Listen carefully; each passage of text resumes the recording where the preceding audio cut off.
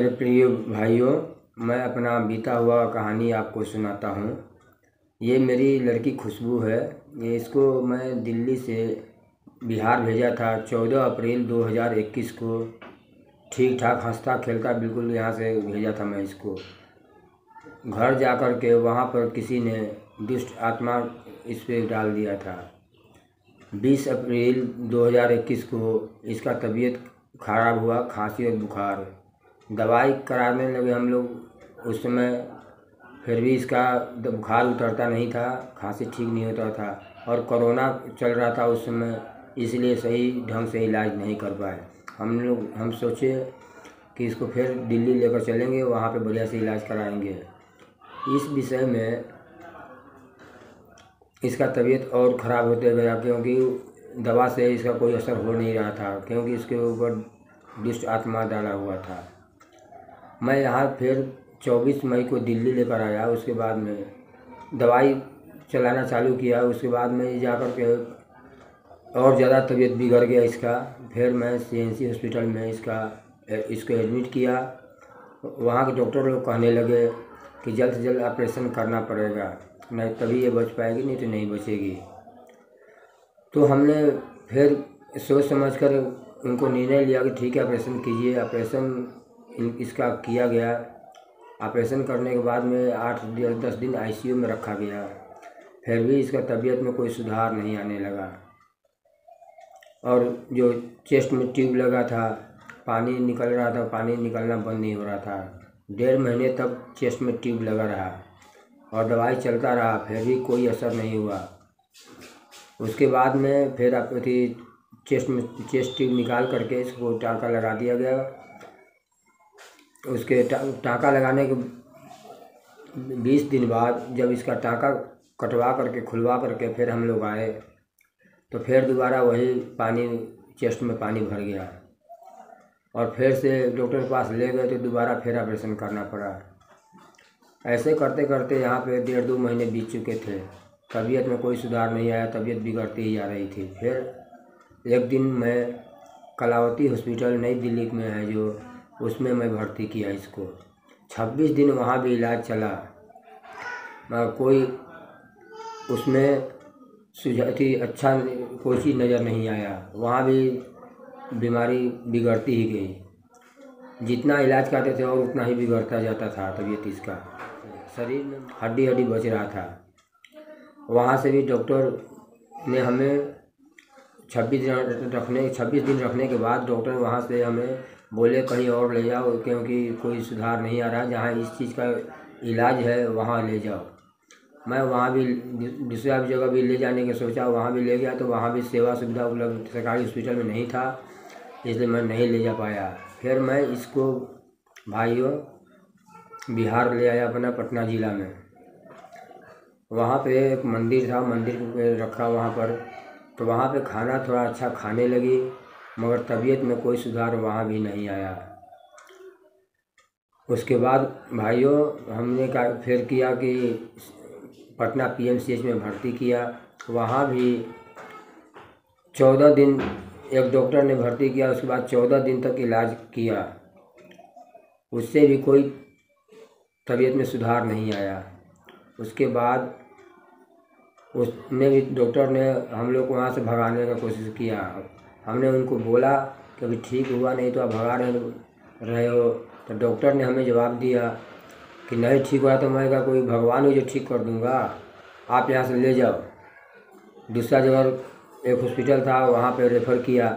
वहाँ पर मैं ले गया, वहाँ चेक किया तो दूसरी जगह वाला हॉस्पिटल का डॉक्टर बोला कि इसको कोई बीमारी निकल नहीं रहा है, तो मैं इसको एडमिट कैसे करूँगा। उसने एडमिट नहीं किया। मैं बोला सर आप लिख कर एक बार दे दो कि इसको कोई बीमारी नहीं है, इसलिए मैं भर्ती नहीं कर रहा हूँ। तो लिख कर वो नहीं दिए कि नहीं मैं लिख नहीं दूँगा, जो तुम्हारे पास रिपोर्ट है इस रिपोर्ट में लिखा हुआ है, जाकर वहाँ दिखा देना और इसका इलाज वहीं पर होगा। मैं फिर ले जाकर वहीं पर जहाँ PMCH में थे वहीं फिर लेटा दिए। फिर वहाँ डॉक्टर आया, फिर उससे मिले तो उसने बोला कि क्या तुम हॉस्पिटल को धर्मशाला समझ रखे हो, मैं यहाँ से तुम्हें भगा भेजता हूँ और तुम दोबारा लाकर यहाँ लेटा देते हो, कि मैं गार्ड बुलाकर इसी टाइम इसको तुम लोग को बाहर फेंकवा दूँगा। फिर हमने बहुत सोच समझ कर अपना डिसीजन लिया। उसको बोले कि सुबह तक रहने दो, सुबह अपना व्यवस्था कोई कर लेंगे डॉक्टर को। उसके बाद डॉक्टर फिर माना। उसके बाद दूसरे दिन हम लोगों ने पैरवी करके विधायक को बुलाया गांव से, तो वो आकर फिर दूसरे डॉक्टर से भर्ती करवाए। दूसरे ही दिन भर्ती करवाए। उसके बाद में डॉक्टर भी आए, लोग देखे, चेक किए, सारा रिपोर्ट चेक किए। बोले कितने कितने दिन दवाई चला, कितने दिन दवाई छूट गया है। हमने बताया उनको, तो वो बोले ठीक रहेगा सर, बहुत बढ़िया रहेगा। तो वो नया से ट्रीटमेंट चालू की है। दवाई इनका चलने लगा, फिर भी कोई रिपोर्ट नहीं आ रहा था। जितने भी चेस्ट से जो इन्फेक्शन की जो पस निकल रहा था वो सारे शरीर में फैल गया था।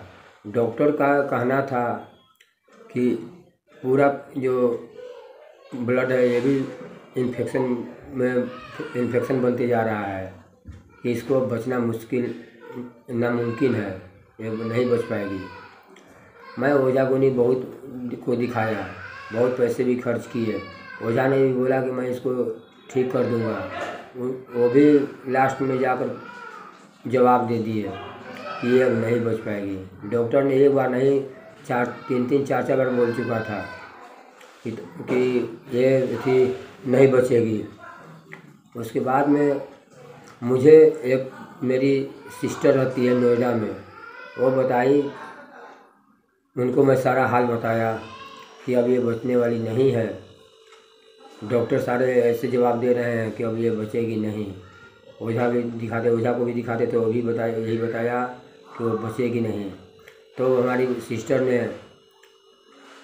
एक जगह इलाहाबाद में एक जगह वहाँ का मुझे फ़ोन नंबर दिए और वहाँ मुझे जूम मीटिंग में जुड़वाए, जो कि यीशु प्रभु का जूम मीटिंग चलता था। मैं वहाँ पर फिर जुड़ा और जितने भी तावीज़ इनके बना रखे थे 2-3 दिन बाद तावीज़ को खोल कर वहाँ से फेंकवा दिए कि तावीज़ पहनने से फ़ायदा नहीं, तो तावीज़ बना के रखे और खोल के फेंक दो। और प्रभु में मैं भरोसा किया, प्रभु में भरोसा किया, विश्वास था मुझे उन पर। वहाँ से मीटिंग में इनके लिए प्रार्थना किया गया, रात दिन प्रार्थना होता था इनके लिए। प्रार्थना जब 3-4 दिन होते हुए हो गया, उसके बाद में इनकी तबीयत में सुधार दिखा। मुझे खुशबू को तबीयत में सुधार दिखा, प्रभु चंगाई दिए। हम धन्यवाद करते हैं उस परमेश्वर को, उस पिता को धन्यवाद करते हैं, क्योंकि नया जीवन देने वाला परमेश्वर है। क्योंकि भाइयों, जब इंजेक्शन लगाने के लिए सिस्टर लोग आती थी तो वो भी टोटो कर देती थी कि कहाँ मांस है जहाँ पर इंजेक्शन लगाया जाए। शरीर में मांस कहीं नहीं था, सारा मांस सूख चुका था, हड्डी के सिवा कुछ नहीं बचा था, हड्डी बचा हुआ था।